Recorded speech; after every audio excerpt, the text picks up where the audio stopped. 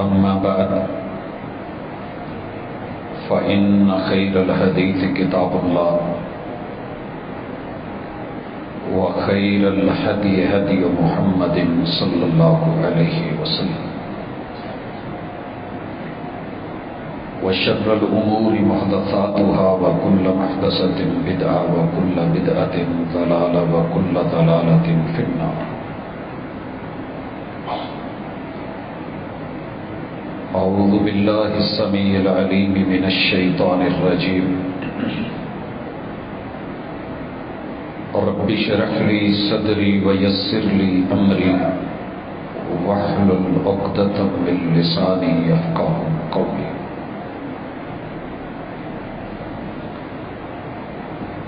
حاضرین مجلس، احباب گرامی،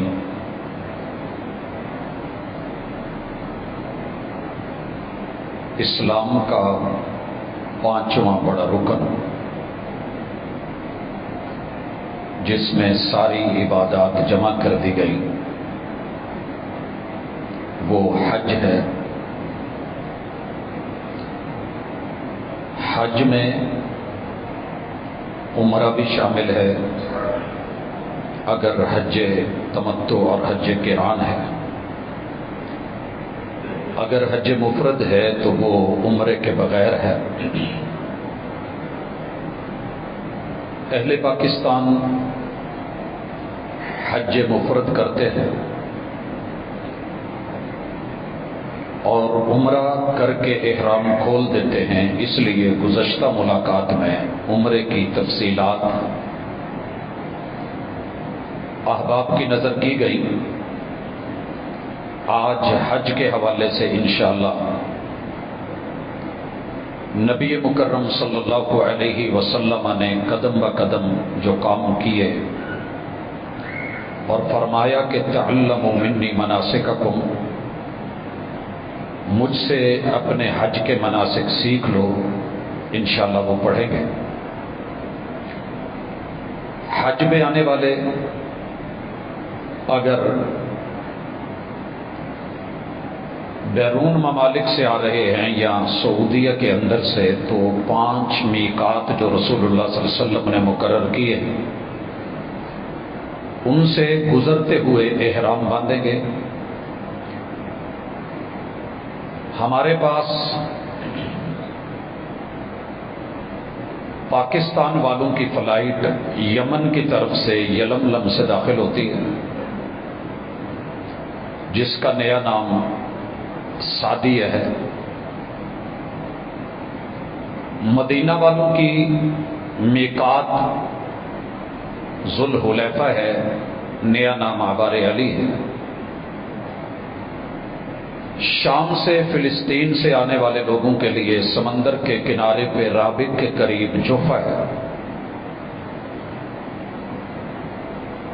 اور ریاض کی طرف سے آنے والے لوگوں کے لیے کرن منازل ہے، نیا نام السیل الکبیر ہے۔ عراق کی طرف سے آنے والوں کے لیے ذات عرق ہے، نیا نام زریبہ ہے۔ تو یہ 5 جگہیں ان کے درمیان سے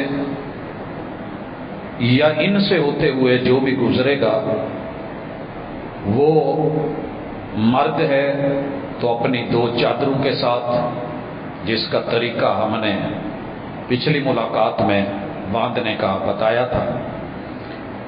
میقات سے اگر زمینی سفر سے آ رہے ہیں تو نہا دھو کے جسم کو خوشبو لگا کے چادریں پہن کے، خواتین اپنے باپردہ لباس میں وہی ان کا احرام ہوگا جو عام پہنے ہوئے ہیں۔ یہاں سے عمرے کی نیت ہوگی اگر حج تمتع ہے، لبیک اللہم عمرہ، اور اگر حج قران ہے جو کہ بہت کم لوگ کرتے ہیں تو پھر لبیک اللہم عمرۃ و حج، اللہ میں عمرہ اور حج دونوں کی ایک ساتھ نیت کروں۔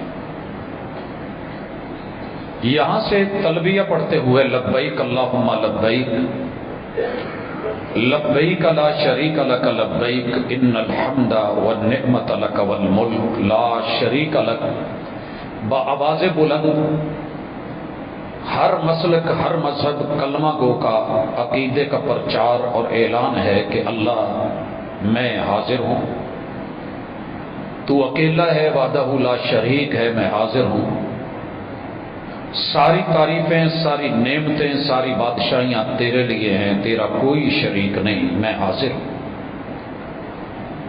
رسول اللہ صلی اللہ علیہ وسلم اور آپ کے صحابہ نے جو 1.25 لاکھ کے لگ بھگ تھے، ہر بلندی پہ چڑھتے ہوئے اترتے ہوئے یہ تلبیہ پڑھا ہے بغیر جھجک کے، شرم و حیا کے، حتیٰ کہ ان کے گلے بیٹھ گئے۔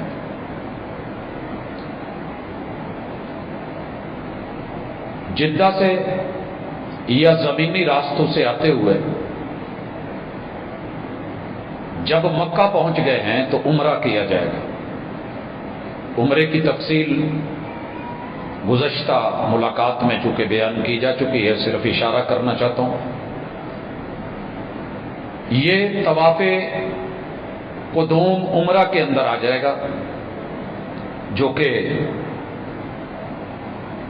حجاج کے لیے عمرے کے ساتھ جڑا ہوا ہے۔ بیت اللہ میں داخل ہوتے ہوئے دایاں قدم اندر اللہم افتح لی ابواب رحمتک پڑھتے ہوئے، اگر نماز کا ٹائم ہے تو آپ 2 رکعت پڑھ کے تحیت المسجد بیٹھ جائیں گے، جماعت ہو رہی ہے تو ساتھ مل جائیں گے۔ اگر وقت نماز کا نہیں ہے تو اپنا دایاں کندھا ننگا کر لیں گے مرد حضرات، مطاف میں اتریں گے اور حجر اسود سے اپنا طواف شروع کریں گے، 7 چکر طواف، پھر صفا مروہ کی سعی، اس کے بعد اپنے بال منڈوا کے اگر حج تمتع ہے تو احرام کھول دیا جائے گا، اور پھر باقی دن بیت اللہ سے جڑ کر کے کثرت کے ساتھ عبادات، مناجات، دعائیں، طواف کیے جا سکتے ہیں۔ عمومی لوگ مسجد عائشہ جا کے تنعیم سے بار بار احرام باندھ کے جتنے دن مکے میں رہتے ہیں عمرے لگاتے رہتے ہیں، یہ رسول اللہ صلی اللہ علیہ وسلم کا وطیرہ نہیں ہے، اور نہ ہی تنعیم میقات ہے۔ صرف زیادہ سے زیادہ اس خاتون کو اجازت ہے کہ جس کو سفر عمرہ یا سفر حج کے دوران ایام سے 2-4 ہونا پڑا اور جب وہ ختم ہوئے، چونکہ وہ اس دوران میں حج کے امور ادا نہیں کر پائی، تو وہ وہاں سے جا کے احرام باندھ کے واپس آئے اور امور جو ہیں وہ رہ گئے ہیں وہ کر لیں۔ زیادہ سے زیادہ یہ ایام والی عورتوں کے لیے جگہ ہے، مردوں کے لیے تو بالخصوص نہیں ہے۔ جو ساتھ گئے تھے انہوں نے بھی یہ کام نہیں کیا تھا، سیدہ عائشہ رضی اللہ تعالیٰ عنہا کے ساتھ۔ اللہ کے ہاں معیار کثرت نہیں ہے، اللہ کے ہاں معیار اخلاص اور سنت ہے۔ اللہ کے حکم کے لیے خالصتاً، دکھانے کے لیے نہیں، اور پیغمبر علیہ الصلوۃ والسلام کی ادا کے مطابق عمرہ کر کے جتنے دن باقی ہیں 8 ذوالحجہ سے پہلے پہلے آپ مکہ میں جماعت کے ساتھ نماز، سنن اور نوافل گھر میں، تلاوتیں، جو بھی خیر خواہی کا معاملہ ہے کر سکتے ہیں کریں۔ دیکھنے میں یہ آیا ہے کہ ان دنوں کو بڑا عام سمجھا جاتا ہے، یہ موقع بار بار نہیں ملتے۔ نشہ، سگریٹ نوشی، دیگر کئی ساری چیزیں، قباحتیں، حتیٰ کہ بالخصوص جب سے موبائل ہمارے پاس آیا ہے تو وہ سب چلتا ہے جو روٹین میں یہاں ہم کر رہے ہوتے ہیں۔ اس سفر کو غنیمت جانیے، اور آپ اللہ کے مہمان ہیں، ضیوف الرحمان، تو مہمان کے اوپر کچھ ذمہ داریاں ہوتی ہیں، ان کو مد نظر رکھ کے اللہ کے گھر میں رہیے۔ جس دن 8 ذی الحجہ ہو جائے گا، اسے یوم ترویہ کہتے ہیں۔ ترویہ پینے اور پلانے کا دن، پانی بھرنے کا دن، مشکیزیں لینے کا دن، چونکہ اس وقت سواریاں اونٹ تھیں، گھوڑے تھے، تو جانوروں کو پانی پلانا، کیونکہ لگاتار آگے 2-3 دن مسلسل چلنا ہے، تو یہ 8 ذی الحجہ یوم ترویہ کہلاتا ہے۔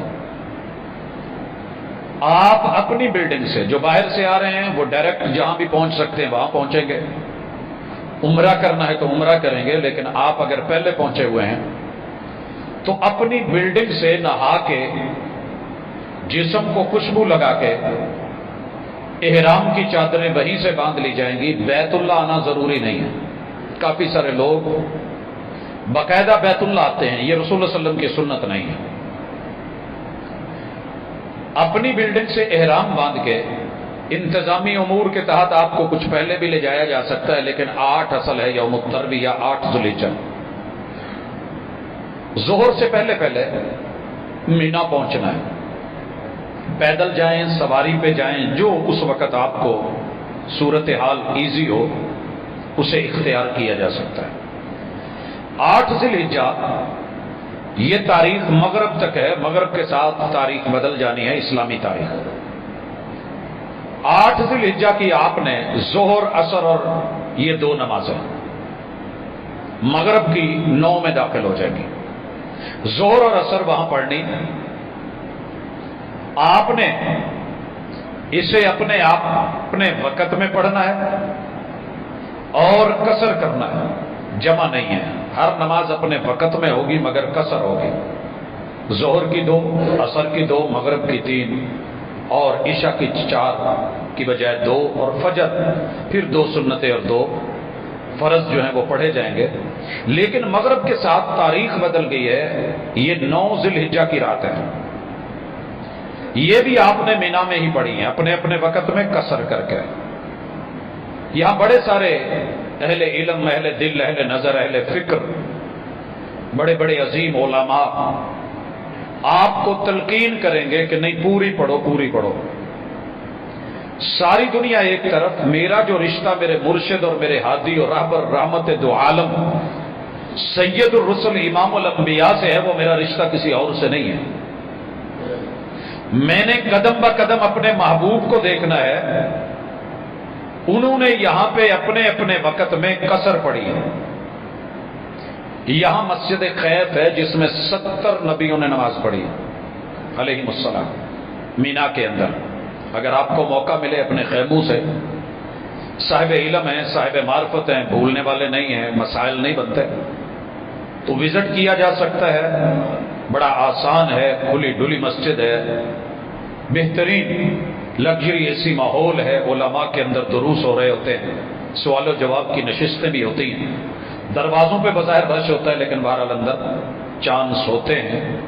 اگر آپ اہتمام کرنا چاہیں تو یہ بھی کر سکتے ہیں، وگرنہ اپنے اپنے خیموں میں اپنے اپنے گروپ کی جماعت کروائی جا سکتی ہے۔ اذان کہی جائے گی، اقامت کہی جائے گی، آپ 5 لوگ ہیں، 10 لوگ ہیں، یہاں پورے خیمے کا ملنا سب کا ہونا بھی ضروری نہیں ہے، یہ بات ذہن میں رکھیے۔ پورے سفر حج میں آپ نے اس اجتماعیت کو جو ممکن نہیں تھی رکھا، جماعت کے ساتھ ہے، لیکن جیسے جیسے موقع ملا ہے۔ اب یہاں 5 نمازیں ہماری ہو گئی ہیں، 8 کی ظہر اور عصر، 9 کی مغرب اور عشاء اور فجر۔ ذکر اذکار کے بعد آپ نے جب سورج طلوع ہوتا ہے یہاں سے روانگی فرمائی ہے، چل پڑے ہیں۔ راستے میں ایک وادی آتی ہے، وادی مزدلفہ، اسے کراس کر جانا ہے، آگے جانا ہے ہم نے ظہر سے پہلے پہلے وادی نمرہ میں، جو عرفات سے متصل پہلے وادی ہے، جہاں آج کل مسجد نمرہ بنی ہوئی ہے۔ اس کا فرنٹ حصہ یہ عرفات سے باہر ہے، وادی نمرہ میں ہے، اسی لیے اسے مسجد نمرہ بولا جاتا ہے، اور کچھ حصہ اس کا عرفات میں ہے۔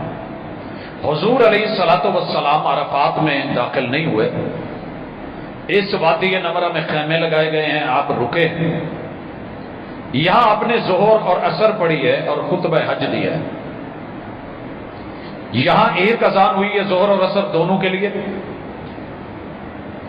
ظہر کی اقامت ہوئی ہے، 2 رکعت میرے محبوب نے پڑھی ہیں، آپ بھی 2 پڑھیں گے، پھر اقامت کہی گئی ہے عصر کی، پھر آپ نے 2 رکعتیں پڑھی ہیں قصر کر کے عصر کی نماز. میرے اور آپ کے مرشد نے خطبہ حج دیا ہے.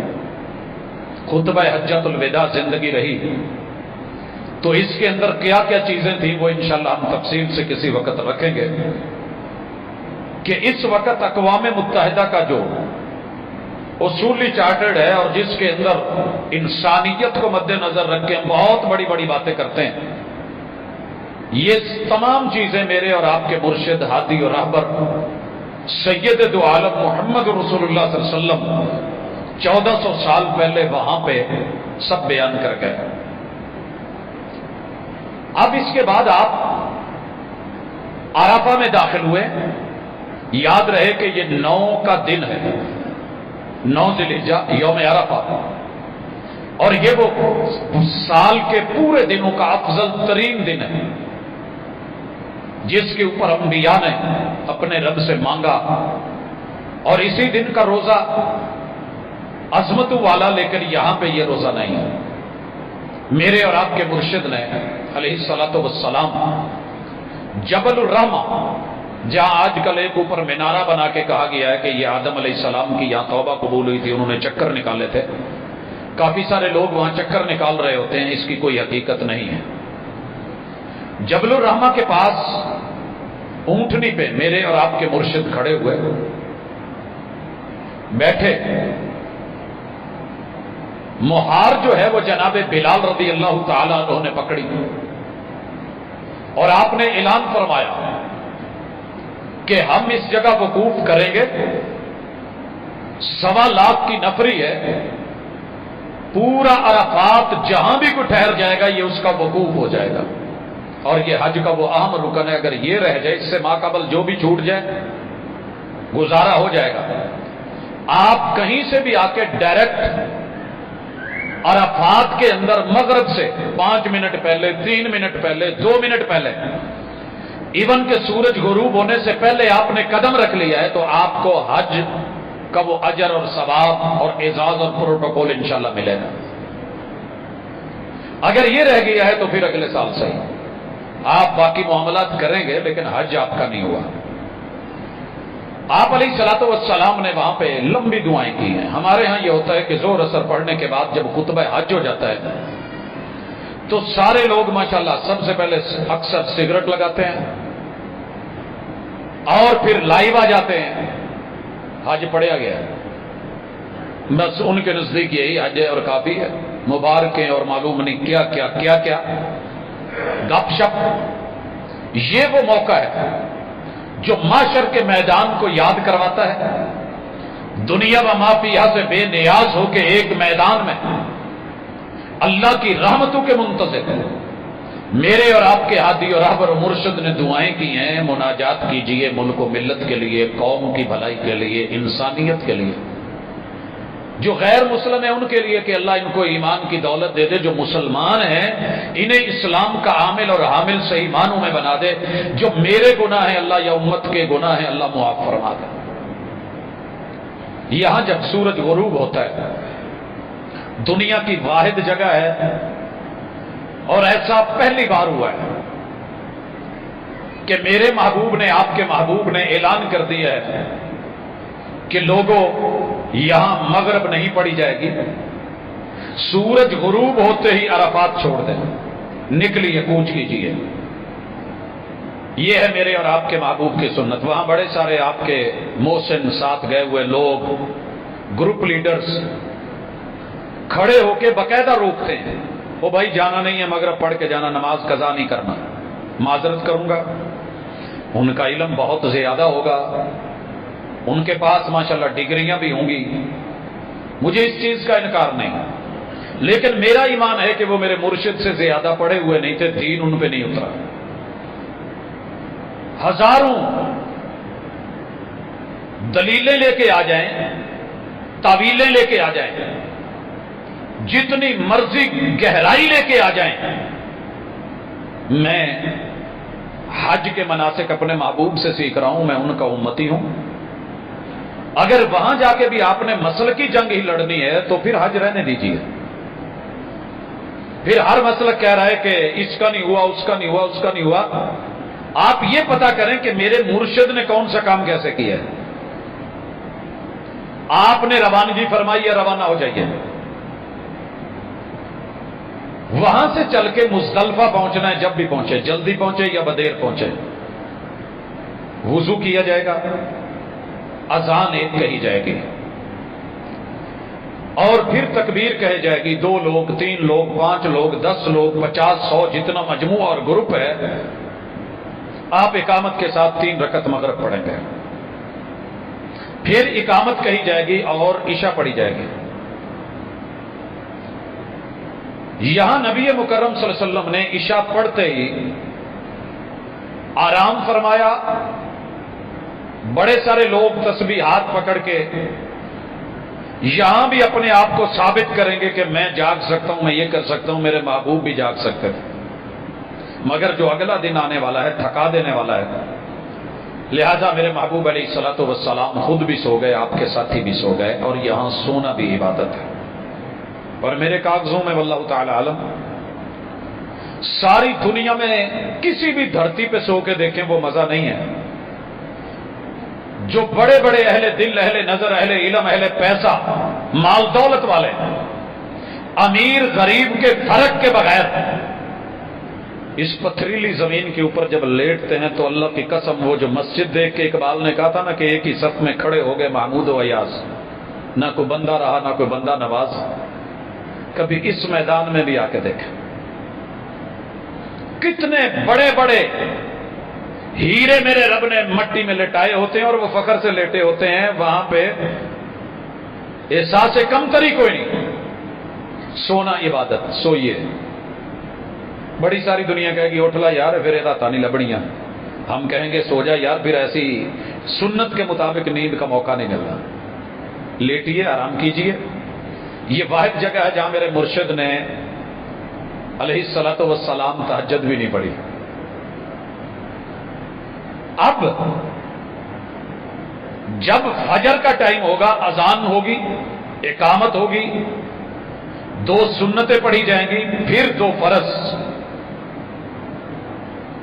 یہ ہے آپ کی مزدلفہ کے اندر 3 نمازیں، عرفات میں ظہر اثر 2 نمازیں، مینا میں 8 کو ظہر اثر اور 9 کی رات کو مغرب اور عشاء اور فجر، یہ آپ نے 5 وہاں پڑھی اپنے اپنے وقت میں قصر کر کے، عرفات میں جمع کر کے قصر کر کے، مزدلفہ میں مغرب اور عشاء جمع کر کے قصر کر کے، فجر پڑھ کے آپ وہاں پہ پہاڑ تھا مشعر الحرام، وہاں گئے، اور آج وہاں مسجد مشعر الحرام بنی ہوئی ہے۔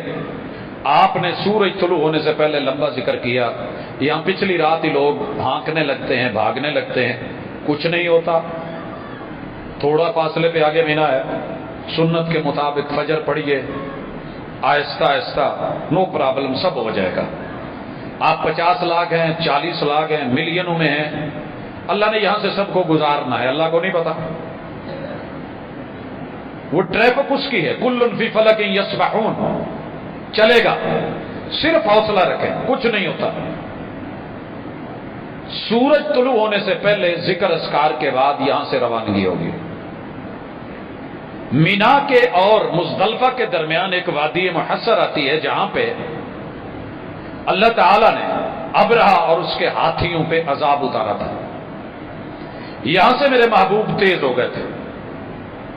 اگر موقع ملے تو اس جگہ پہ اشارے موجود ہیں، آپ تیزی سے گزریں گے، گاڑی ہے، آپ خود ہیں، اور اگر رش ہے تو ظاہر ہے آپ زیادہ تیز نہیں چل سکتے، اسی لیول پہ چلیں گے جو ایک ٹریفک کا بہاؤ ہے۔ مینا پہنچیں گے، مینا میں جب انٹری لیں گے، مزدلفہ والی سائڈ سے انٹر ہوتے ہوئے سب سے پہلے چھوٹا جمر آتا ہے جسے چھوٹا شیطان کہتے ہیں۔ شیطان کی کوئی دلیل نہیں ہے ہمارے پاس، جمرات ان کو بولا گیا ہے، عقبہ بولا جاتا ہے۔ یہ چھوٹے والا، اسے آج کچھ نہیں کہا جائے گا۔ اکثر لوگ مزدلفہ سے کنکریاں ساتھ اٹھا لیتے ہیں، پہلے دن کی ساتھ پھر باقی دن کی 21 کر کے جمع کر لیتے ہیں. کوئی اس کو دھورا ہوتا ہے زمزم سے، کوئی کیسے، کوئی ضرورت نہیں ہے، وہاں سے لے لیں یا مینا سے بھی میسر ہے. پتھر اٹھانے کی ضرورت نہیں، چنے کے دانے کے برابر چھوٹی کنکری ہے. آج دوسرے جمرے کو بھی چھوڑ دیا جائے گا جو درمیانہ ہے، وسطی کہا جاتا ہے. جب تیسرا جمرہ آئے گا، جو نئے دور کے نئے تقاضے ہیں اس کے مطابق جدید ترین سہولیات میسر ہیں. رش جتنا مرضی ہو، گھبرائیے مت، تھوڑا حوصلہ رکھیے، سب انشاءاللہ اللہ کرم کرے گا. اور بالخصوص تجربہ اپنا اپنا ہے. اگر آپ اس سائڈ سے لوگ آ رہے ہیں، یہاں پہ رش ہے، ان سائڈوں پہ رش ہے، ادھر رش ہے، تھوڑا گھوم جائیں. جگہ تو بہت وسیع بن گئی ہے، اللہ کا شکر ہے، لیکن پھر بھی گھوم جائیے. اس والی سائڈ پہ رش نہیں ہوتا اتنا، اور اگر ہے بھی تو تھوڑا ویٹ کریں، دھکا نہیں آ رہا. لوگ نکلنے دیں، تھوڑا اندر گھسیے. صرف اللہ ان لوگوں سے بچائے جو اس وقت چھتری یا چھتر وغیرہ یا غصے میں آ کے روڑا پتھر اور شیطان کو سارا مار رہے ہوتے ہیں. اور ہم نے یہاں بھی لطیفے بنائے ہیں. ہمارے ایک بڑے پڑھے لکھے پروفیسر صاحب تھے، ایک دن آئے تو کہنے لگے، یار میں جدو گیا نا، میں ماری نہ پہلی روڑی تے کنکر تے مینوں اگو کہن لگا، اوئے چودھری تو ہی بٹے مارے گا سانو اج، تو تے اپنا ہے. اگر تو ضمیر کو سمجھانے کے لیے کوئی اندر کی آواز ہے تو بیسٹ. اگر لطیفہ گوئی ہے یا لطیفہ بازی ہے تو معذرت، یہ اللہ کے شاعر ہیں یا لطیفے نہیں.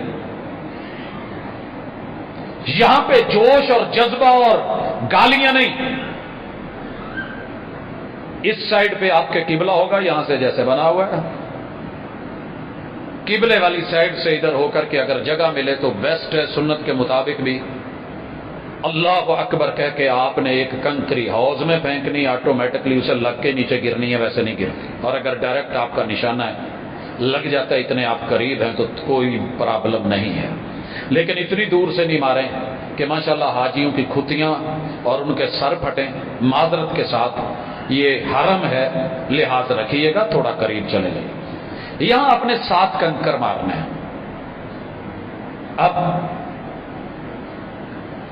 یہ 10 تاریخ ہے، جب سورج طلوع ہونے سے پہلے، پتہ 10 کب شروع ہو گئی تھی؟ جب ہم عرفات سے چلے تھے، مغرب کے ساتھ ہی 10 کی رات تھی. ہم کہاں رکے؟ مزدلفہ میں. 10 کے دن کو ہم پہنچے مینا میں، اور مینا میں پہلا کام ہے کنکریاں مارنا. اس کے بعد دوسرا کام ہے قربانی کرنا. اگر آپ منہر میں آپ کی الیک سلیک ہے، کوئی معرفت ہے تو آپ کر سکتے ہیں جا کے. نہیں تو جو آپ نے قربانی جس شرکے کو، جس کمپنی کو، جس بنک کو دے رکھی ہے، آپ کی وہ قربانی چیک کر کے پورے رولز کے ساتھ، قاعدے قانون کو، شروط کو مد نظر رکھ کے، وہاں پہ علماء، طلبہ، اہل علم، جانوروں کی اچھی خاصی چھانٹی، ایسے وہ نہیں آنے دیتے، ہمارے طرح کا ماحول نہیں ہے، وہ قربانی آپ کی وہاں ہو جائے گی. تیسرا کام سر کے بال منڈوانے ہیں. عمرے پہ ٹنڈ کروائی ہے، یہاں بھی ٹنڈ کروائی جا سکتی ہے. عمرے پہ چھوٹے کروائے تھے، یہاں پہ چھوٹے بھی کروائے جا سکتے ہیں، ٹنڈ بھی کروائی جا سکتی ہے. بہرحال رسول اللہ صلی اللہ علیہ وسلم نے حلق کروایا تھا، بال منڈوائے، ٹنڈ کروائی. تیسرے کام کے بعد اب آپ اپنے احرام کی چادریں کھول کے جو بھی آپ کو لباس ایزی لگتا ہے وہ پہن سکتے ہیں. 10 تاریخ کو آپ کے 3 کام ہو گئے ہیں. اسے حل اصغر کہتے ہیں. ازدواجی تعلقات کے علاوہ باقی معاملات آپ پہ ختم، سوائے اس کے کہ اب آپ نے جا کے مکہ میں دوبارہ سے طواف کرنا ہے. اور یہ طواف حج، طواف زیارہ یا طواف افاضہ، 3 نام ہیں اس کے. پہلا طواف قدوم ہے، یہ طواف حج ہے یا طواف زیارہ ہے یا طواف افاضہ. طواف کیا جائے گا جہاں بھی جیسے بھی موقع ملے. 2 رکعت نماز طواف پڑھی جائے گی. حج تمتع میں ہے، صفا مروہ کی سائی 7 چکر. جب یہ مکمل ہو جائے تو وہاں سے آپ نے پھر واپس آنا ہے، مینا پہنچنا ہے. مبیت، رات کو آ کے سونا مینا میں. اکثر لوگ وہاں بازاروں میں نکل جاتے ہیں گھومنے پھرنے، حج ہو گیا ہے، موج مستی ہے، چلے گھومتے پھرتے ہیں. نہیں، مینا واپس آئیے. یہاں رات لیٹی ہے. اگلے دن جب سورج سر سے تھوڑا ڈھلے، زوال کا ٹائم، یہاں پہ نماز فجر بھی آپ نے وہاں جا کے پڑھنی ہے. عشاء مکہ میں ملے جہاں ملے، مغرب جہاں میسر ہو پڑھی جائے گی. ظہر سے پہلے جب زوال ہوتا ہے تو کنکریوں کا ٹائم شروع ہو جاتا ہے. کنکریاں مار کے زور پڑھ لیں، زہر پڑھ کے کنکریاں مار لیں. اپنے وقت میں مینا میں پھر نمازیں قصر ہی ہوں گی، اپنے اپنے وقت میں پڑھی جائیں گی. لیکن آج کنکریاں آغاز کیا جائے گا چھوٹے جمرے سے، 7 وہاں پہ، پھر درمیانے پہ 7 وہاں پہ، پھر بڑے پہ اور 7 یہاں پہ. اسے کہتے ہیں رمی جمار. اپنے اپنے ٹائم میں نمازیں مبیت مینا میں. اب اگر کسی کو جلدی ہے اور آج جانا چاہتا ہے، پیچھے اس کا کوئی کام معاملہ تھا، تو وہ 11 کی کنکریاں مار کے جا سکتا ہے، بعد میں آ جائے، پھر آ کر کے یہاں مل جائے. یہاں کوئی ایسے کرنا چاہتا ہے کہ اگلے دن 12 کو کنکریاں مار کے ظہر پڑھ کے عصر سے پہلے پہلے نکلنا چاہتا ہے، چلا جائے. فمن تعجل فی یومین، 11 اور 12 کو کنکریاں مار کے رمی جمار کر کے یہ چلا جائے. فلائٹ جلدی ہے، آخری طواف الوداع کرے، حج مکمل ہے، اللہ کی سپرد. اگر کوئی ٹھہرنا چاہتا ہے، نبی مکرم صلی اللہ علیہ وسلم نے 11 کو بھی، 12 کو بھی اور 13 کو بھی، یہ ایام تشریق ہیں، ایام اکل و شرب ہیں. قربانی کرنا، گوشت کھانا، کھلے مسکینوں کو دینا. رسول اللہ علیہ وسلم نے 100 اونٹ نہر کروائے، 63 خود کیے، باقی جناب علی المرتضیٰ رضی اللہ تعالی عنہ نے کیے. اور کہا کہ گوشت جو ہے وہ باقاعدہ ان اونٹوں میں سے ایک ایک بوٹی لی گئی، پکایا گیا، آپ نے گوشت بھی کھایا، شوربہ بھی پیا، اور کہا کہ کھلے جو ہیں وہ غریبوں مسکینوں میں تقسیم کر دی جائیں. تو یہ 13 تاریخ کو بھی آپ کنکریاں مار کے یہاں سے پھر نکلے ہیں. اور بیت اللہ میں جب بھی آپ نے واپس آنا ہے، آخری کام مدینے آنا ہے یا اپنے ملک واپس آنا ہے، تو آخری طواف حج کا جو ہوگا وہ طواف الوداع ہوگا. اور سب سے آخر میں یہی کام ہونا چاہیے، آپ کا حج مکمل ہے، اللہ قبول کرے. حضرات موٹے موٹے کام جو ذکر کرنے تھے وہ کر دی. اب کچھ سوالات ہیں، مسائل ہیں جو درپیش ہوتے ہیں. ایک سوال جو سب سے زیادہ کیا جاتا ہے کہ مائیں بہنیں یہاں سے حج کے لیے روانہ ہو رہی ہیں، اللہ نے بناتے آدم کے ساتھ، بناتے حوا کے ساتھ جو معاملہ رکھا ہے، وہ ایام درمیان میں آ رہے ہیں حج کے دوران، تو کیا کریں؟ ڈاکٹر سے مشورہ کرتی ہیں. اگر تو آپ نے فطرت پہ رہنا ہے تو نو پرابلم. یہ بھی ایک مزہ ہے، امتحان اللہ کی طرف سے، بندوں کی طرف سے تھوڑا ہے. جس نے وہ فرض کیا اس نے یہ بھی لکھا ہے، اور اس کے ہوتے ہوئے سب کام ہوئے ہیں. میرے محبوب کی اہلیہ کے ساتھ ایام حج میں یہ ہو گیا، تو آپ نے کہا کہ سارے کام کریں جو حاجی کرتا ہے. طواف قرآن کا معاملہ نہیں ہوگا، نماز ویسے نہیں ہے. تو جب جانے لگے تو کہنے لگی کہ سیدہ کہ سب کے تو ہو گئے حج، میرے تو امور رہ گئے ہیں. آپ نے ان کو بھائی کے ساتھ تنعیم بھیجا جہاں مسجد عائشہ ہے رضی اللہ تعالیٰ عنہ. وہاں سے احرام باندھ کر کے آئیں اور جو کام رہتے تھے وہ کیے، اور پھر جو ہے وہ واپسی روانہ ہو گئیں. تو زیادہ سے زیادہ اتنی گنجائش ہے، اور یہ تبھی ہے، تبھی رہنے دے دو، بہتر ہے. ہاں اگر آپ کا دل نہیں مانتا، ڈاکٹرز اجازت دیتے ہیں، تو اس کے لیے میڈیسن مارکیٹ میں میسر ہے، لی جا سکتی ہے. اگرچہ مضر صحت ہے، بعد میں کافی سارے مسائل بھی کرتی ہے، روٹین خراب کرتی ہے. بہرحال سوال کرتے ہیں تو گنجائش اس کی موجود ہے. جواز اہل علم، اہل فتویٰ دیتے ہیں کہ گنجائش موجود ہے، کیا جا سکتا ہے. ایک تو یہ عام مسئلہ. دوسرا جو میں پہلے ذکر کر چکا ہوں کہ اس حج کے دوران ہم بار بار یہ عمرہ کر سکتے ہیں. بھائی آپ کو روکے گا کوئی نہیں، صرف ایک چیز روک سکتی ہے، وہ ہے سنت. میرے محبوب نے سفر حج میں کوئی 4 5 6 عمرے نہیں لگائے، مدینہ سے آئے تھے، مدینہ سے آئے تھے۔ اور یہ بھی یاد رہے کہ مدینے کا حج سے کوئی تعلق نہیں ہے، مدینے میں رہنے والے کو بھی حج کرنا ہوگا تو مکہ آنا پڑے گا، حج کے سارے امور مکہ میں ہیں۔ ہاں ہم گئے ہوتے ہیں، پیسے لگے ہوئے ہوتے ہیں، اتنی عظیم ہستی، کائنات کی عظیم ترین مسجد، تو پھر شاید ہی کوئی دنیا میں ہو جو کہے کہ میں نے نہیں جانا، وگرنہ من کھینچ رہا ہوتا ہے اور جانا بنتا ہے، لیکن حج سے اس کا کوئی تعلق نہیں۔ یاد رکھیے کافی سارے دوست کہہ رہے ہوتے ہیں مسجد نبوی میں روزے کے گرد گھوم کے کہ یہ چونکہ کعبے کا کعبہ ہے لہذا حج مکمل یہاں ہوگا۔ میں نے بڑے سارے لوگوں کو وہاں یہ کاٹتے دیکھا ہے، اور جن کے مرشد میرے محبوب سے بھی بڑھ کے کوئی بڑے ہوتے ہیں وہ کہتے ہیں کہ پائیا حج مکے چ ہویا ہے، پائیا مدینے چ ہویا ہے۔ میرے ساتھ ایسے میرے دوست ہیں جاننے والے جیڑا باقی ادھا حج پاکستان چ اپنے مرشد کی قبر کے گرد 7 چکر لگا کے کہتے ہیں ہون حج پورا ہویا ہے، وہ اپنا حج ادھورا لے کے آتے ہیں، اور یہاں باقاعدہ آ کے پاکستان میں ایسی جگہ موجود ہیں جن کی قبروں کے گرد گھوم کر کے کہتے ہیں کہ یہ حج ہے۔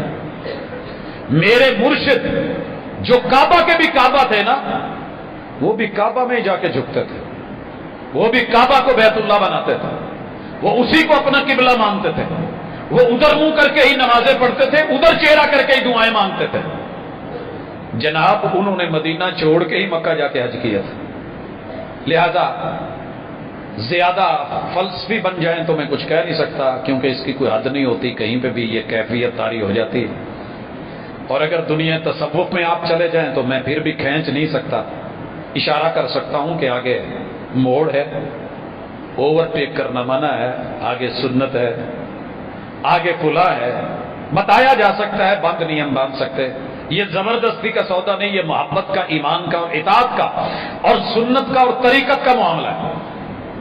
ایک سوال جو اور بہت زیادہ پوچھا جاتا ہے کہ جناب میں یہاں سے اپنے کفن لے کے گیا ہوں، زمزم سے دھو لوں؟ جناب دھو لیں، وہاں علماء نہیں دھونے دیتے، کہتے ہیں کہ بدعت ہے۔ آپ اتنی دور سے لے کے گئے ہیں، زمزم سے دھو کے اگر آپ یہ سمجھتے ہیں کہ زمزم سے دھلا کفن مجھے مل گیا تو کچھ نہیں ہوگا، تو میرے بھائیو یہاں تو نعتوں میں مشہور کر رکھا ہے کہ محبوب کو ماننے والوں کا کفن میلا ہی نہیں ہوتا۔ کہانیاں بڑی ہیں، داستانیں بڑی ہیں۔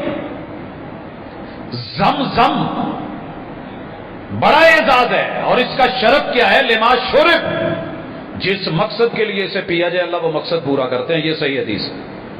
آپ اس نیت سے پی لیں کہ اللہ مجھے عذاب قبر نہ ہو، پیئیں، مگر کفن دھونے سے بات نہیں بنے گی۔ ایسے ہی ہوتا تو میرے محبوب جب آئے تھے تو بھیج دیتے، کفن کئی سارے دھل کے آ جاتے، لیکن آپ کا کفن جو ہے وہ پیور لٹھے کا، کورا لٹھا، یمن سے آیا ہوا سوتی، ان 3 چادروں میں جو سہولی تھی، یمنی تھی، ان میں دیا گیا تھا۔ حالانکہ آپ تو اتنا عرصہ مکہ آنا جانا سب کچھ تھا، اس کی کوئی حقیقت نہیں ہے، باقی آپ کے دل مانے کی بات ہے۔ بڑے سارے لوگ لگے ہوتے ہیں، دھو رہے ہوتے ہیں، پانی بھر رہے ہوتے ہیں، کر رہے ہوتے ہیں، بہرحال ان کی شرم کوئی ضرورت نہیں ہے۔ اسی طرح ایک اور سوال کہ سفر حج میں بیت اللہ کے ساتھ چپکنا اور چومنا کیسا ہے؟ اکثر لوگ کہہ رہے ہوتے ہیں جی ٹھیک ہے، ضروری ہے، جائز ہے، فرض ہے، اور اگر پوچھ لے تو کہتے ہیں منع نہیں ہے۔ میرے بھائی عبادت اصل میں ہوتی منع ہے، یہ قاعدہ یاد رکھے، اصل میں عبادت منع ہے الا کہ اس کی دلیل سے ثبوت مل جائے۔ فرض نمازیں کتنی ہیں؟ 5، چھٹی کیوں نہیں؟ دلیل کوئی نہیں ہے۔ میرے محبوب نے ہر رات پڑھی ہے سوائے مزدلفہ کے۔ تہجد کی نماز فرض نہیں ہے، قیام اللیل فرض نہیں ہے، تاکید بہت ہے، مگر دلیل کوئی نہیں ہے فرض کی۔ کل کو مجھے کہا جی منع دکھا دیں تو میں کہاں سے منع لاؤں گا؟ اصل ہی منع ہے، عبادتوں میں اصل منع ہوتی ہے، اور معقولات اور مشروبات میں اصل حلت ہوتی ہے۔ کوئی کہے جی کھانے کی دلیل، اصل کھانے کی دلیل ہے، میں حرمت کی دلیل لاؤں گا۔ بیت اللہ کو چومنا، چاٹنا، آنکھوں سے لگانا، کپڑا پھیرنا اور پھر اس کے چھوٹے چھوٹے ٹکڑے کر کے دینا، میں بیت اللہ نال پھیر کے لے آیا جی، انہوں اکھاں تے رکھ کے سویا کرو۔ ایسی کوئی حقیقت نہیں، میرے مرشد نے صرف حجر اسود کو چوما ہے، اور مرشد کے پاس پڑھنے والے مریدوں نے اعلانیہ کہا تھا حجر اسود کو،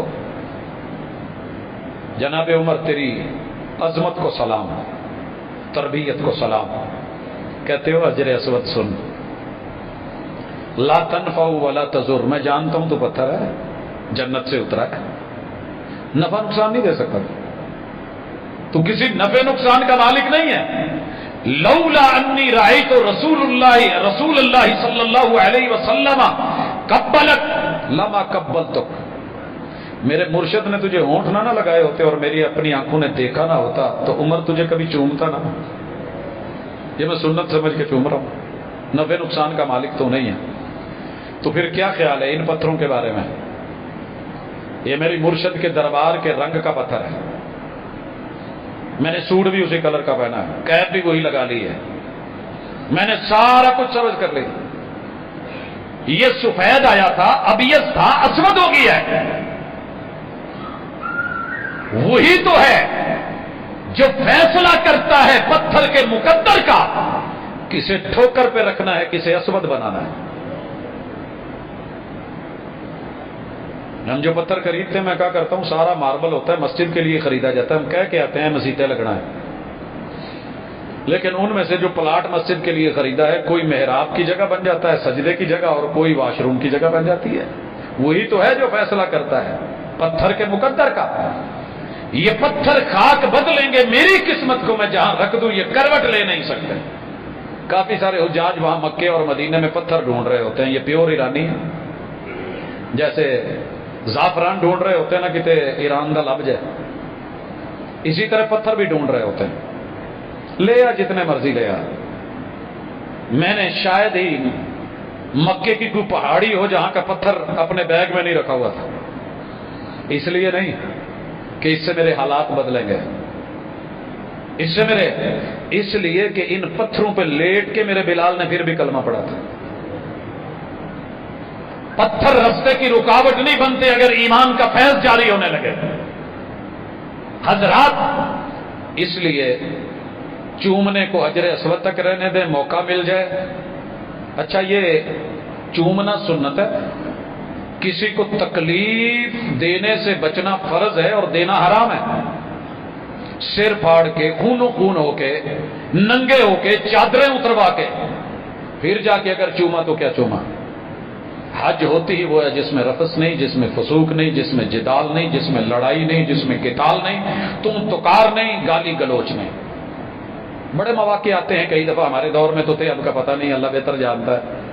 اذان کے ساتھ ہم ویٹ کرتے تھے، لائن لگ جاتی تھی، لائن میں آ جاتے تو کئی چانس مل جاتے تھے حجر اسود کو چومنے کے۔ بہرحال ایک اور چیز، بڑے سارے لوگ نماز کے اندر منتظر ہوتے ہیں، سلام ابھی امام نے پھیرا نہیں، اٹھ کے بھاگ کھڑے ہوتے ہیں، چل کے لائن لگا لیں، بھئی سلام پھیرنا بھی ضروری ہے۔ خیر، ایک اور بڑا سوال جو اکثر پوچھا جاتا ہے کہ میں بال صفا مروہ کی سائی کر کے نہیں کٹوا سکا عمرے میں، کیا کروں؟ جناب، آپ بلڈنگ میں جا کے کٹوا لیں، راستے میں نائیوں کی دکانیں ہیں، جب کٹوائیں گے تب آپ پہ احرام کی جو ہے وہ شرطیں ختم ہونی ہیں، جو حدود کو یود ہیں، آپ احرام سے تب نکلیں گے۔ کسی شخص نے جا کے یاد نہیں رہا، نہا لیا، چادر اتار لی، یاد نہیں رہا، پتہ نہیں تھا، اللہ معاف کرنا ہوگا۔ کافی سارے لوگ آپ کو ملیں گے، قدم قدم پہ دم ڈالتے جائیں گے، قربانی کر دیں، جانور دے دیں۔ بہرحال اگر آپ میں ہمت ہے تو آپ دے لیں، وگرنہ قدم قدم پہ دم نہیں ہے۔ ایک اور بڑا اہم سوال جو اکثر مینا کے حوالے سے ہے، رسول صلی اللہ علیہ وسلم کے دور میں پوچھا گیا کہ محبوب، میں نے پہلے کنکریاں نہیں ماری، میں نے قربانی کر لی ہے، ترتیب کیا ہے؟ پہلے کنکریاں، پھر قربانی، پھر بال منڈوانا، اور پھر جا کر کے طواف اور سعی ہے۔ ایک شخص آیا، کہنے لگا اللہ کے رسول صلی اللہ علیہ وسلم، میں نے تو قربانی پہلے کر لی، آپ نے کہا فل ولا حرج، ہو گیا نا، پتہ نہیں تھا، چل کوئی بات نہیں۔ آپ نے اسے ایک اور لیلا نہیں ڈال دیا، ایک اور دم نہیں ڈالا، ترتیب یہی تھی، نہیں ہو سکی، نو پرابلم، اتنے رش میں ہو جاتا ہے۔ ایک اور آیا کہنے لگا اللہ کے رسول صلی اللہ علیہ وسلم کنکریاں ماری ہیں، قربانی نہیں کی، بال منڈوا لی ہیں، کائفل ولا حرج۔ تو یہاں جتنی نرمی میرے محبوب نے رکھی ہے اتنی رکھی ہے، جتنی رکھی ہے اتنی رکھی ہے۔ یہ حج سے ریلیٹڈ موٹے موٹے معاملات ہیں۔ ایک سوال جو کامن ہے اور عام ہے کہ خواتین حج کے دوران ایام سے دو چار ہو گئی، فلائٹ بھی ہے اور واپس بھی جانا ہے، طواف زیارہ، طواف حج یا طواف افاضہ رہ گیا ہے، ٹائم ہی نہیں مل رہا، کیا کریں؟ واللہ تعالی عالم، واللہ تعالی عالم۔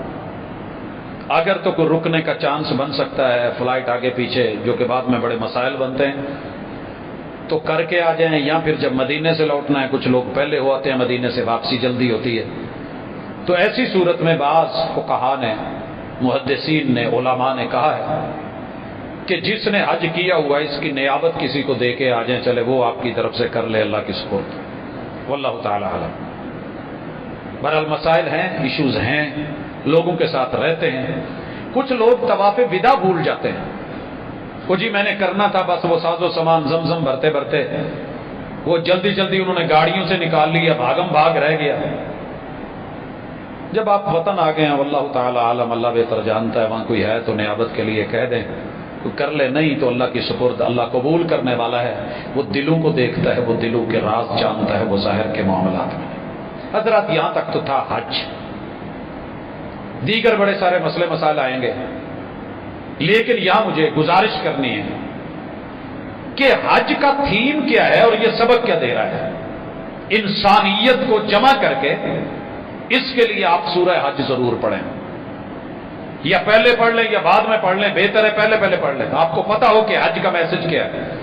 ترجمے کے ساتھ ایک ایک آیت، ایک ایک لفظ آپ کو مولڈ بھی کرے گا، فولڈ بھی کرے گا، دل کو نرم بھی کرے گا، پتھر کو مکھن بنائے گا۔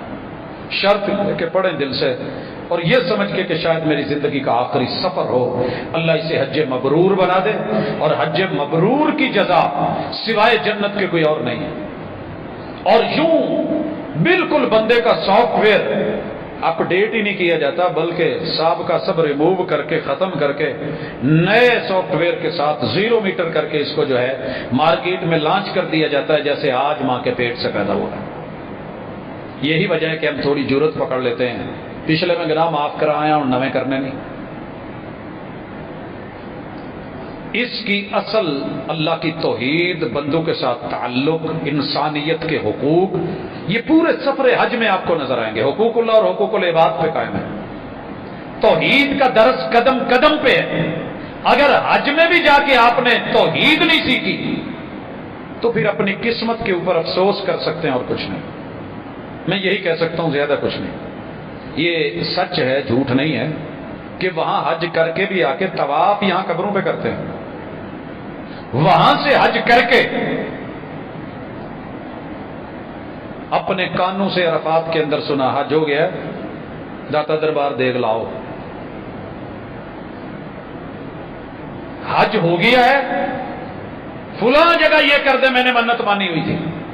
او اللہ کے بندے، اس سے بڑی کوئی جگہ ہے تیرے پاس کوئی اور؟ یہ تو تھا وہاں کا معاملہ۔ واپسی پہ آ کے بار بار حج کر کے الحاج بن گئے۔ ایک وہ بھی سوچ ہے کہ حج نہیں کریں، کسی کی بیٹی کی شادی کروا دیں۔ یہ سوچ کے اوپر میں بات کر چکا ہوں پہلے کہ یہ فکر مناسب نہیں ہے، یہ درست نہیں ہے۔ یہ فریضوں میں سے ایک فریضہ ہے، جو ہی اللہ ہمت دے اسے کیا جائے گا، کیا جائے گا۔ باقی رہ گیا ادھار اٹھا کے، ضرورت نہیں، استطاعت میں نہیں ہے۔ میاں بیوی میں سے کسی ایک کی استطاعت ہے تو گھر میں جنگ مت ڈال لیں، جس پہ فرض ہو گیا ہے وہ کر ہے، اللہ کوئی آگے سبب بنا دے گا۔ پہلے محرم کی ضرورت ہوتی تھی، اب تو محرم کی بھی شرط اٹھا دی گئی ہے۔ بہرحال یہ انتظامی امور میں اٹھائی گئی ہے۔ رسول اللہ صلی اللہ علیہ وسلم کی شرط ویسے کی ویسے برقرار ہے کہ محرم کے بغیر عورت سفر نہیں کرے گی، بھلے جتنا مرضی رخ کا مامونہ ہو، ساتھ میں بہنیں ہوں، بھائی ہوں، یہ سالی بن کے جائے، یہ چچی بن کے جائے، کیونکہ بغیر محرم کے وہاں عورتوں کے ساتھ جو حشر ہوتے ہیں ان آنکھوں نے 6 سال دیکھے ہیں۔ اور کس قدر بدترین अहवाल और परेशानियों से गुजरना पड़ता है, ये वो जानता है जो जाता है। ये अपनी कहानी किसी और को शायद बता भी नहीं सकता। इसलिए कोशिश करें अल्लाह ताला ने जो महरम का ये मामला रखा है उसके साथ जाएं, और वापस आके हज करने के बाद हम माशाल्लाह जो करते हैं उसके ऊपर हमारी वही साहब का रूटीन, वही बेईमानी, वही नाप तोल में कमी, वही हमारी करप्शन, वही हमारा झूठ। अलहाज लिख लिया गया है, मिंबर पे चढ़ के हज करके हाजी साहब सर पे कुरान रख के फिर दीन में झूठ बोलने को जरूरी समझते हैं। हाशा वकल्ला, ऐसे नहीं है, ऐसे मत करें। वैसे तो अच्छा नहीं लगता, लेकिन बाबा जी ने नक्शा खिंचिया साडा ही है। वो जेड़ा कहते हैं ना कि हज भी कीती जाते हो तो लहू भी पीती जाते हो। हम चेक करके देख लें, हमारे हज के दौरान खून बहा रहे होते हैं, धोखे दे रहे होते हैं, फराड दीन के मामले में, सुन्नत के मामले में, फराइज के मामले में, नवाफिल के मामले में वहां बैठ के कवालियां हो रही होती हैं। जाने दीजिए, थोड़ा तरस खाएं अपने भी हालात पे, कुछ समझिए कि ये सफर कितना मुकद्दस है। बड़ी सारी दुनिया को मैंने यहां बदलते देखा है, तब्दील होते देखा है, मगर बड़े सारे दुनिया पहले से भी ज्यादा पत्थर दिलों के, सख्त दिलों के यहां लौटती है। तो वो काम ना करें कि हज भी कीती जाते हो तो लहू भी पीती जाते हो। दिलों के फट तो सींदे नहीं, टोपियां सीती जाते हो। कितनी टोपियां लेके आए हैं? मैं जी 70 किस्म की 70 मुल्कों की कैप्स लेके आया हूं। मैंने बड़ी दी हैं, लेकिन जिनसे सिला रहमी का ताल्लुक था उनको सलाम न जाते हुए लिया है, न आते हुए मिला है, न बहनों को बुलाया, न भाइयों को बुलाया। बड़े सारे मजबूर हालात के, ठीक है भाई तू कर सकता है, लेकिन मना है। दिलों के फट तो सींदे नहीं, टोपियां सीती जाते हो। नफ्सां ते छुरी तो फेरी ना दुंबे कीती जाते हो। कुछ उथे करके जान लग्या इथों करके गया सी, हाजी साहब इतने चले ना, इतने ऊंट हुए हैं, इतने छतरे हुए हैं, इतने बकरे हुए हैं, इतने वेड़े हुए हैं। आंदिया मेरे इन्ने वेड़े ढा दो, माशाल्लाह ढा दिते ने। नफ्सां ते छुरी तो फेरी ना दुंबे ही कीती जाते हो। हज कर आए ने, हुण फर्ज नहीं पढ़ने, आप नमाज की लोड़ है। एक हाजी साहब से मुलाकात हुई, उनके वालिद साहब कह रहे थे यार ये नमाज नहीं पढ़ता, इन्हों कोई समझाओ। कहता अब्बा चुप रहा कर। किनियां पढ़ना दिन च? कहता 5। उम्र कितनी हूं? हिसाब किताब लगा रहा है 60 साल। उनके दिन बना ले 360, 360 को जरब दे ले 5 से, फिर उन्होंने 60 नल दे लो। अब्बा तेरिया सारी जिंदगी दी होनियां नहीं बनदियां जिन्नी मैं एक नमाज उत्थे पढ़ी जमात नाल ते 27 लाख का सवाब लाया। मेरियां तो 27 लाख हो गई, मैं की करनी है पढ़ के? मेरे खाते पूरने, तू अपनी फिक्र कर। नहीं, मेरे मुर्शिद ने हज के बाद नमाजें नहीं छोड़ी, फर्ज नहीं छोड़े। हुकूकुल इबाद के ऊपर जो है वो ढील नहीं दी, वो वैसे की वैसे है। फर्ज भुलाई बैठे हो तो नफला नीती जाते हो। खा खा माल यतीमा दा ते भज भज मसीती जाते हो। कुछ सानू भी दसो लाला जी, आ की कीती जाते हो? हज ही कीती जाने जी, होर की कीती जाने बाबा जी? तुसीं अज दे दौर च हुंदे तुहानूं दस।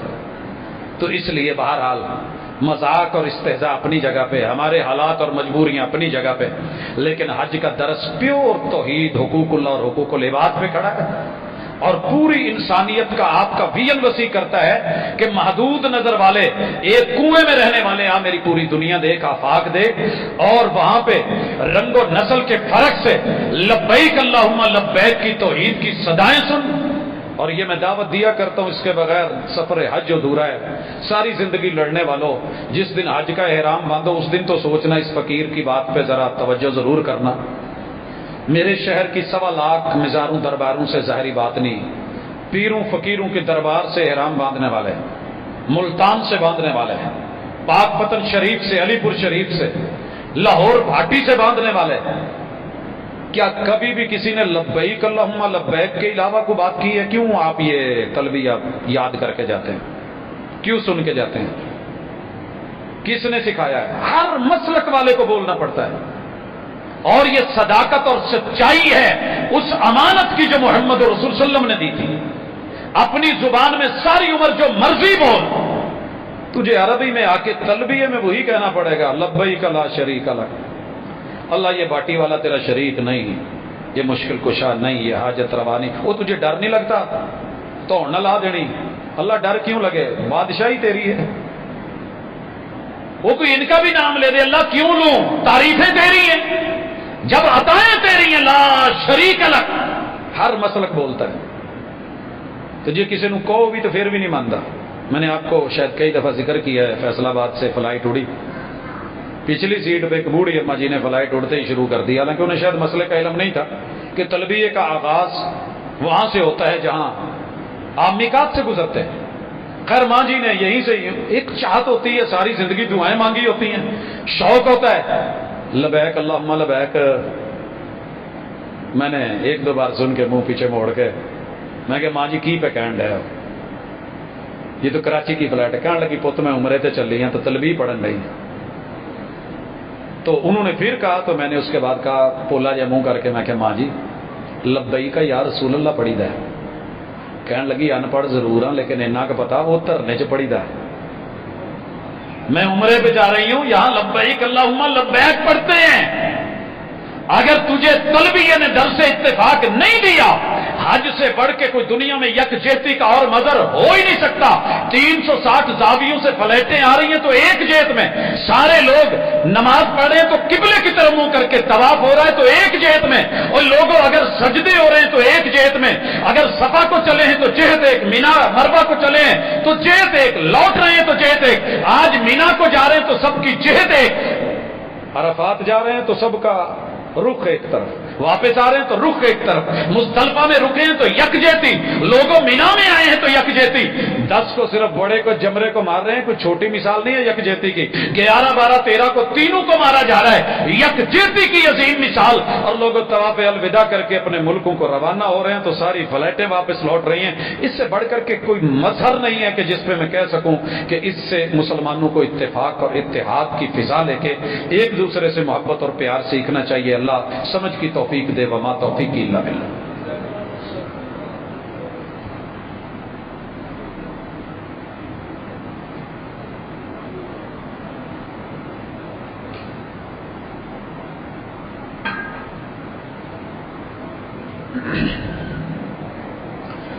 ان الحمد للہ نحمده ونستعینه ونستغفره ونعوذ باللہ من شرور انفسنا ومن سیئات اعمالنا، من يهده الله فلا مضل له ومن يضلل فلا هادي له، واشهد ان لا اله الا الله وحده لا شريك له، واشهد ان محمدا عبده ورسوله۔ احباب گرامی، اللہ رب العزت سے دلی دعا ہے کہ مالک جن لوگوں کی زندگی بھر کی التجا تڑپ ہے انہیں اپنا گھر دکھانے سے پہلے اس دنیا سے مت اٹھانا۔ اللہ دلی حاجتیں تمنائیں پوری فرمانا۔ اللہ فیملی کے ساتھ، بچوں کے ساتھ، جوانوں کے ساتھ اللہ اتنی ہمت دے کہ تیرے گھر کو دیکھ پائیں، زیارتیں کر پائیں، حج عمرے کر پائیں، اور جو اس کا اصلی سبق ہے وہ بھی سیکھ پائیں۔ حضرات گرامی، اس میں کوئی شک نہیں ہے کہ بیت اللہ، اللہ کا گھر، وہ مشاعر ان کی کیف واقعی کچھ اور ہے۔ بہت بچپن سے یہ جملہ سنتے تھے کہ کچھ چیزیں ایسی ہوتی ہیں کہ جن کو بندہ ساری زندگی ترستا ہے وہ ملتی نہیں، اور اگر مل جائیں تو پھر تڑپتا ہے۔